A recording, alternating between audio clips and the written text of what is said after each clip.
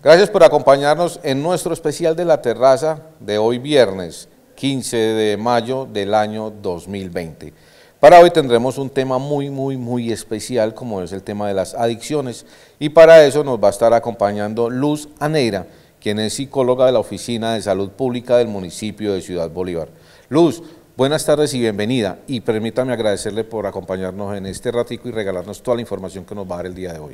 Buenas tardes, Carlos, y un saludo para toda la comunidad. Muchas gracias a ustedes por invitarnos a este espacio, y el tema del que vamos a hablar hoy se trata de las adicciones. Entonces quisiera invitarlos e invitarlas a que observemos un video antes de que comencemos a hablar de este tema tan importante. Así es, vámonos a verlo.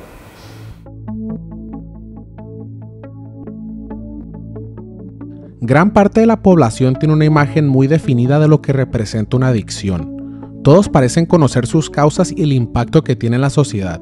Incluso nos han enseñado a castigar y excluir a todos los que sufren esta condición, supuestamente porque las sanciones harán que se arrepientan y dejen de lado sus vicios. Pero ¿qué pasaría si te dijera que casi todo lo que conocemos del tema está mal? Hemos estado intentando erradicar el problema de la manera incorrecta. Asumimos que la adicción a las drogas es causada por los químicos que hay en ellas. Por ejemplo, si cualquiera de nosotros llegara a consumir heroína por 20 días seguidos, al día 21 ya seríamos drogadictos porque crearíamos una dependencia física, y para salir de ella se necesitaría un proceso largo de rehabilitación. Al menos esa es la idea que tenemos. Pero ¿qué pasa cuando un paciente es sometido a una cirugía delicada y necesita ser hospitalizado por varias semanas? El doctor le estará suministrando diamorfina, lo cual es lo mismo que heroína, pero más fuerte por su pureza. Entonces, ¿quiere decir que cuando lo den de alta se convertirá en un adicto? La respuesta es no. Esto simplemente no ocurre. La percepción que tenemos de la adicción proviene de una serie de experimentos que se realizaron a principios del siglo XX. El concepto era muy simple. Atrapas una rata y la pones en una jaula con dos contenedores, ambos con agua, pero uno tiene heroína o cocaína. ¿Y qué pasó? Casi el 100% de las veces que se realizó el experimento, la rata prefería el agua contaminada, se volvía adicta y regresaba por más hasta matarse de sobredosis. No fue hasta en los años 70 cuando un profesor de psicología, Bruce Alexander, se dio cuenta que había un problema con este experimento. La rata se encontraba aislada sin nada que hacer más que consumir la droga, así que intentó algo diferente. Construyó un lugar llamado Parque Rata. Básicamente era un paraíso para ellas. Tenían bastante espacio con comida, juguetes y más ratas con las que podían tener sexo. También colocaron los mismos contenedores, uno con agua normal y otro con el agua adulterada. Los resultados fueron sorprendentes. Rara vez tomaban el agua con la droga, y las pocas que sí lo hacían jamás lo hicieron de forma compulsiva. Esto quiere decir que las instancias de sobredosis pasaron de ser de casi el 100% a 0%. Uno podría pensar que esto no aplica en personas, que solo funciona con animales, pero no es así. De hecho, hay varios ejemplos que se basan en los mismos principios, entre ellos la guerra de Vietnam. El 20% de todas las tropas estadounidenses estaba consumiendo mucha heroína, y los ciudadanos se encontraban muy preocupados porque una vez que regresaran, las calles se llenarían de drogadictos. Sin embargo, hubo un estudio que siguió su progreso, y cuando la guerra terminó, se dieron cuenta que el 95% de los soldados dejó de usar heroína. Simplemente pararon de hacerlo. Ni siquiera tuvieron que ir a rehabilitación. Ahora, si analizamos la teoría original en donde se plantea que los químicos que contienen las drogas son los que causan la adicción, simplemente no tiene sentido. El resultado obvio era que los soldados siguieran enganchados con la droga al regresar a su país. Por otro lado, si se compara con la teoría del profesor Alexander, encaja perfectamente. Si te ponen en una selva de un país extranjero en donde no quieres estar porque te pueden matar en cualquier momento, consumir heroína no suena tan mal. Pero el regresar a casa con tu familia y amigos es el equivalente de ser sacado de la jaula para ser llevado a una versión humana del Parque Rata. Un ejemplo más reciente es Portugal. El país tenía uno de los peores problemas de drogas en Europa. El 1% de la población era adicta a la heroína. Probaron una guerra contra las drogas y el problema solo empeoró. Entonces decidieron hacer algo radicalmente diferente. En el año 2000 despenalizaron las drogas y utilizaron todo el dinero que antes gastaban en arrestar y encarcelar a los drogadictos para así reconectarlos nuevamente con la sociedad. Les consiguieron un alojamiento seguro y un trabajo para que tengan un objetivo en la vida y una razón por la cual levantarse cada mañana. Claramente fue una idea brillante porque la adicción y el uso de drogas inyectadas disminuyó un 50%. Esto nos dice que necesitamos cambiar la perspectiva que tenemos sobre las adicciones. Su verdadera causa no es la droga en sí, sino el sentimiento de aislamiento y desconexión que tiene la persona. Si eres alguien que no tiene amigos, nunca sale de su casa y no tiene metas ni aspiraciones en la vida, lamento decirte que es casi imposible que superes tu vicio. Además es más complicado que nunca porque la forma actual en la que vivimos nos hace más vulnerables a la adicción que otras sociedades previas. Un escritor inglés lo llamó la era de la soledad. Es más fácil quedarse solo que en cualquier otra sociedad humana. La forma de conexión que ofrece el Internet es una burla, una parodia de las relaciones humanas. Los anuncios y la cultura nos entrenan para pensar que deberíamos perseguir la felicidad comprando, consumiendo y satisfaciendo nuestros deseos individuales en lugar de los de la comunidad. Los humanos tenemos una necesidad natural de conectarnos. Buscamos conexiones con los demás o alguna actividad de nuestro agrado, pero si no podemos lograrlo, ya sea porque estamos aislados o la vida ha sido dura con nosotros, buscamos una forma de conexión que nos proporcione el mismo alivio. Algunos ejemplos son la pornografía, los videojuegos, el cigarro, el alcohol, las apuestas o alguna droga. La guerra contra las drogas con la que hemos estado luchando por ya casi un siglo ha empeorado todo. En lugar de ayudar a la gente a recuperarse y reconstruir su vida, los hemos ido rechazando de la sociedad. La clave para salir de conexiones que no son saludables es formar conexiones que sí lo son. El opuesto de adicción no es sobriedad. El opuesto de adicción es conexión.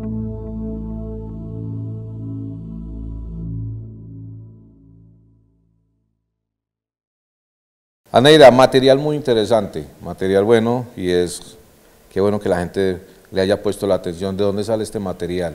Este material lo obtuvimos de una capacitación previa que nos dio una institución que nos habla acerca de estos temas, y es un video muy interesante porque tiene una visión muy psicosocial de lo que puede ser una adicción. Entonces me gustaría hacer unas puntualizaciones claras acerca de este video. Claro que sí, por favor. Primero, y es que a veces le tenemos miedo a la palabra adicción o le tenemos cierta aversión a quien consideramos adicto a alguna sustancia. De pronto, Aneira, perdón, se considera como una palabra algo fuerte porque diario lo socializamos con que el adicto es aquel que consume sustancias. Y no necesariamente. Exacto. Nos podemos volver adictos y adictas a muchas cosas, a muchos espacios, a muchas relaciones, a muchas sensaciones, en fin. La adicción es muy amplia, pero cuando lo encasillamos en quien es adicto o adicta a una sustancia, entonces sentimos como cierta aversión. Y lo que olvidamos es que a veces nuestro mismo sistema nos lleva a tener patrones de consumo excesivo que en un momento dado, a veces sin darnos cuenta, ya hace que nos volvamos adictos, precisamente por esa presión de consumo que tenemos en el ambiente. Entonces, primero eso, al adicto o a quien esté en algún momento de adicción a una sustancia, a una situación, en fin, no hay que sacarlo, hay que tratar de entender que está dentro de un contexto que a veces no es el más amable. Otra puntualización importante es que cuando los seres humanos estamos sometidos a situaciones de estrés muy amplias o muy altas, pues podemos tener mayor riesgo de incurrir en el consumo de alguna sustancia o de volvernos adictos a un espacio o a alguna sensación específica, precisamente por calmar esa tensión excesiva a la que podemos estar sometidos. Perdón, Luz, en este tiempo de cuarentena que hemos estado tan encerrados, ¿puede generar esto precisamente alguno de estos trastornos? Puede generarlos o puede exacerbarlos, es decir, aumentarlos. Esta situación por la que estamos pasando a nivel mundial es algo que nadie se esperaba. Y así como cuando hay otras situaciones estresantes, lo que se pone a prueba es la capacidad de afrontamiento que tengamos los seres humanos. Entonces no es la cuarentena en sí, sino que es la situación estresante que representa lo que puede producir un trastorno o puede aumentarlo o puede que no. Puede que descubramos en esta situación que tenemos más capacidad de manejar la ansiedad de lo que imaginábamos. Entonces no es tenerle miedo a esta situación, sino explorar qué capacidades tenemos mental y emocionalmente para afrontarla de la mejor manera. Luz, ¿el miedo nos vuelve débiles? O nos hace fuertes. Muy bien, ¿qué más decir del video que acabamos de ver, Luz? Bien, entonces, El video remarca la importancia de que los seres humanos tengamos un sentido. Entonces tengamos un trabajo que nos proteja o un estudio, una ocupación. También marca la importancia de que tengamos objetivos de vida, de que nos levantemos cada día de ser posible con una intención clara o por lo menos con un propósito de yo quiero hacer esto, quiero vivir esto, porque cuando vamos perdiendo esos objetivos se nos va perdiendo el sentido de para qué estamos viviendo y eso nos hace vulnerables. Entonces alimentar esos objetivos de vida. También habla de la importancia de tener amigos, de tener metas, de tener la posibilidad, aquí habla de salir de casa, pues en este momento obvio no podemos, a no ser que sean circunstancias específicas, pero si estamos en casa, entonces es mirar qué hacer en esa casa, que no nos aumente el estrés y la tensión, sino que por lo menos nos aliviane un poquito el ambiente. Y otra cosa súper importante de la que habla el video es de la necesidad de conexión y de vínculo que tenemos los seres humanos. Y aquí sí quiero hacer énfasis, todos por naturaleza necesitamos vincularnos. ¿Qué es lo que pasa? Que hay que entrar a evaluar con qué y con quién nos estamos vinculando. Bueno, Luz, ¿a qué le podemos nosotros decir una adicción o qué es una adicción como tal? Una adicción tiene que ver con que yo pierda el control sobre el consumo de algo o que yo pierda el control sobre el vínculo con algo o con alguien. Sí. Entonces, por ejemplo, en la Real Academia de la Lengua Española, el adicto se define como el adepto, el fiel, el que nunca se despega de algo. Entonces, en ese orden de ideas, la adicción está relacionada con que yo no pueda prescindir, con que yo no pueda renunciar a una sustancia, a una relación de pareja, a una compra, a un ambiente. Es que yo pierdo mi capacidad de decidir cuándo sí y cuándo no. Ahí se podría estar hablando de un patrón adictivo. Mire, precisamente en ese tiempo de cuarentena es que se ha querido hacer también este espacio, porque los adictos no solo son los que consumen sustancias alucinógenas, sino que hay adicciones, como lo dice Luzaneira, tan mínimas e insignificantes que no nos hemos dado cuenta de eso y de la cantidad de riesgos que hay.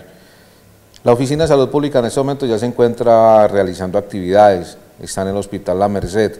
Quienes deseen mayor información se pueden comunicar con ellas, porque sabemos que hoy pues, se van a tocar diferentes temas, pero van a ser mínimos a comparación de la cantidad de inquietudes que tienen ustedes en sus cabezas, en sus casas, con sus familiares, amigos y conocidos. Entonces la invitación es para que estén atentos y soliciten la mayor información donde ellos, que recordemos ya están activos en el municipio de Ciudad Bolívar y que es un grupo de profesionales muy amplios con varios psicólogos. Luzaneira, ¿qué decir del factor de riesgo? Los factores de riesgo son los mismos que se pueden volver factores protectores si tomamos conciencia. Sí. Voy a hablar de tres específicamente. Los seres humanos podemos estar en riesgo de una adicción o una dependencia, tanto por un factor biológico e individual, como por un factor social, como por un factor familiar.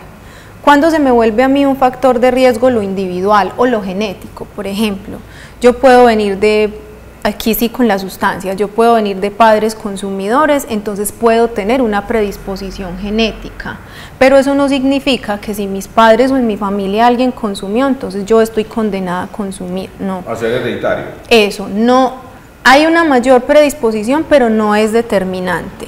Y también cuando hablamos de riesgos individuales, hablamos de que a veces, aparte de un asunto biológico, mi postura en la vida puede ser de no autoconocerme, de no querer aprender a manejar mis emociones, de no querer aprender a tolerar la frustración, en fin, de no predisponerme a aprender acerca de las situaciones complejas o sorpresivas de la vida, y ahí estaríamos hablando de un riesgo que sería individual por una postura personal o que sería biológico por un riesgo genético. ¿Cuándo hay un factor de riesgo familiar? Cuando, por ejemplo, vivimos en entornos familiares que son disfuncionales. ¿Qué es un entorno familiar disfuncional? No es que mi papá se haya ido y mi mamá no esté y mi familia sea mi abuelita, no.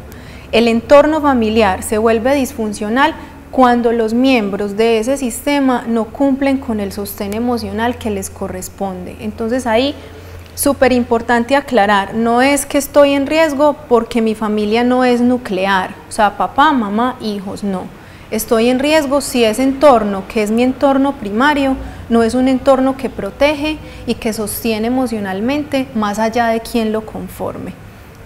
Eso por ese lado. Y los riesgos sociales tienen que ver cuando yo estoy en entornos que se pueden volver predisponentes para ciertas situaciones de consumo excesivo, o sea, de adicción o dependencia. Que yo aquí, por ejemplo, en términos de sustancias, estoy tratando de dejar de beber, pero me voy y me reúno con mis amigos. Y son bien bebedores. Y son bien bebedores. O yo quiero dejar de comprar compulsivamente zapatos porque ya tengo muchísimos zapatos y estoy endeudada por comprar zapatos, pero tengo un grupo de amigas y de amigos que todo el tiempo están pensando en la marca nueva de zapatos que salió. Sí. Cosas de ese tipo porque no lo quiero poner solo en términos de sustancias. Entonces ahí habrían riesgos sociales. ¿Por qué estos mismos factores se pueden volver factores protectores? Los mismos que pueden ser de riesgo. Primero, porque si genéticamente yo me doy cuenta que tengo una herencia de consumo, pero me hago consciente, pues entonces tengo que saber que tengo que empezarme a proteger de situaciones que me predispongan a la adicción. Y asimismo, si yo individualmente tomo la decisión de empezar a conocer mis emociones, de relacionarme sanamente con mi alegría, mi tristeza, mi rabia, mi miedo, con todo lo que soy, y si además busco ayuda en caso de que la necesite o busco orientación, ahí estaría mitigando factores individuales.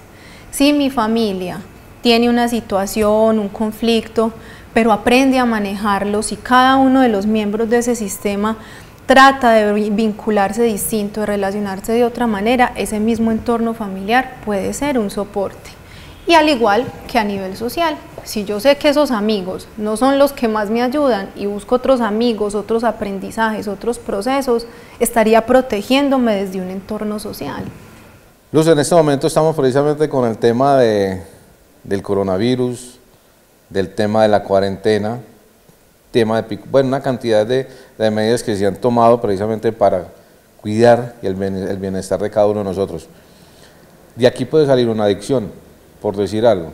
Las personas, por el tema de la asepsia, porque el tema de la asepsia ya se va a volver que usted donde llega tiene que lavarse las manos con algo. Le van a estar aspersando la ropa con algo, pero va a estar con ese cuidado. ¿Hasta qué punto, si nosotros no nos controlamos, puede convertirse en una adicción precisamente a estar como con ese tema de limpieza que aunque no es malo, pero el tema ya de que se convierta adicción sí? Ajá. Yo siempre trato de explicar estos temas con la campana de Gauss que habla de los límites de normalidad y anormalidad. Exacto. A ver, ahorita cuando yo te decía que si nos volvemos adictos es porque no podemos prescindir de algo. Todos los seres humanos tenemos cosas de las que no podemos prescindir. Y por ejemplo, con este tema específico de la limpieza, probablemente muchos y muchas vamos a quedar hasta contentos de limpiar la suela de los zapatos, pues para que no nos ensucie la casa, eso es un buen hábito. Pero de ahí a que si yo no limpio los zapatos, me voy a entrar en un estado de angustia, voy a empezar una sintomatología física, una cosa de creer que algo malo me va a pasar porque no alcancé a limpiar los zapatos cuando ya no tenga que limpiarlos fuera. Hagamos de cuenta que ya pasó la pandemia y que ya no hay que limpiar los zapatos. Ya van 2 años y medio, 3 años con ella. Ya pasaron 3 años y ya no tengo que limpiar obsesivamente mis zapatos, pero quiero seguirlo haciendo. Eso estaría bien, sería un hábito que cualquiera puede adoptar. Pero si hoy se me olvidó, no tuve tiempo o fue entrada por salida a mi casa y eso me va a generar angustia, eso me va a cambiar los patrones de sueño, eso me va a alimentar ideas catastróficas de que algo malo me va a pasar, ahí tengo que empezar a revisar qué es lo que está pasando, porque ahí ya ese tema se me está volviendo un patrón adictivo y está irrumpiendo en el equilibrio que yo debería tener en todas las áreas de mi vida.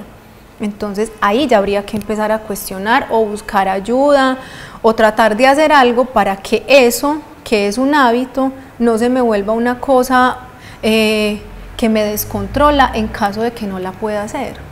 Bueno, Luz, factores protectores, ¿qué son? Los factores protectores son los que aumentan el bienestar de una persona y que además de aumentar el bienestar, aumentan su capacidad de autodominio, su capacidad de autoconocimiento, su capacidad de autogestión. Ahorita, por ejemplo, hablábamos de la necesidad de los vínculos y de la necesidad de conexión. Todos los tenemos. El asunto es que si revisamos a qué nos conectamos, podemos descubrir o que nos conectamos a cosas y entornos y personas muy positivos que nos ayudan, que nos enseñan, que nos expanden la mente, que nos permiten otros aprendizajes, pues estamos hablando de un factor protector. Pero si yo a lo que me conecto es a la pornografía, a las sustancias psicoactivas, a los juegos de azar sin medida, a un montón de cosas que me restan autonomía, que me generan angustia, que me alejan de mis vínculos protectores, ahí ya estaríamos hablando de algo que no protege, sino que nos pone en riesgo. Todo esto genera trastornos, ¿cierto? ¿Qué decir de ellos? Un trastorno es una palabra muy amplia, sí, porque cuando decimos, o muy amplia no, es una palabra muy profunda, porque cuando hablamos de un trastorno es algo que ya no se puede mover. Entonces es muy importante que tengamos cuidado con esa palabra. Hay sintomatologías que pueden parecer un trastorno, pero que son transitorias, que son por un duelo, que son por esta situación específica de la pandemia, en fin. Y habrá otras sintomatologías que se quedarán en el tiempo y que constituirán un trastorno, o sea, que convivirán con nosotros.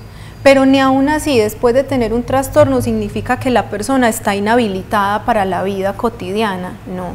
Si hay trastornos de base, si hay ya un diagnóstico para una persona, es empezar a cuidar y a fortalecer a partir de ese trastorno para que la persona pueda tener una vida cotidiana tranquila, funcional, donde se desempeñe en todas las áreas de su vida, más allá de que tenga que tomar un medicamento o de que tenga que ir a terapia o en fin. ¿Quién se da primero cuenta que una persona es adicta? ¿El consumidor o quienes están en torno a él?